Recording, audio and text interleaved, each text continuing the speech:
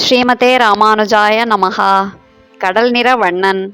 அதிரும் கடல் நிற வண்ணன் என்று பெரியாழ்வார் பெரும் ஓசையுடன் இருக்கும் கடல் போன்று கண்டவர்களின் துன்பத்தை போக்கும் திருமேனி நிறமுடையவன் கண்ணன் என்கிறார்.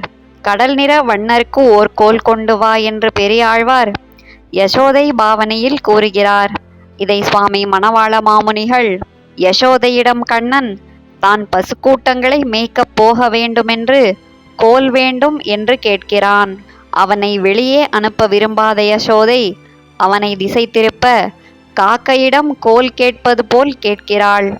அப்போது காக்கையிடம் கடல் போன்ற திருமேனி வடிவழகுடைய கண்ணனுக்கு கோல் கொண்டு வா என்கிறாள். அதையே பெரியாழ்வார் தாமும் அனுபவிக்கிறார் என்று விளக்குகிறார். செம்பொன்சை கோயிலினுள்ளே கடல் நிற வண்ணன் என்று கண்டவர்களின் வெப்பம் நீங்கி குளிர்ச்சியை ஏற்படுத்தும் கடல் போன்ற திருமேனி வர்ணத்தை உடையவன் எம்பெருமான். அவனை தாம் செம்பொன்சை கோயில் என்னும் திவ்ய தேசத்தில் சேவித்ததாக கூறுகிறார் திருமங்கை ஆழ்வார். ஆழ்வார் எம்பெருமானார் ஜீயர் திருவடிகளே சரணம்.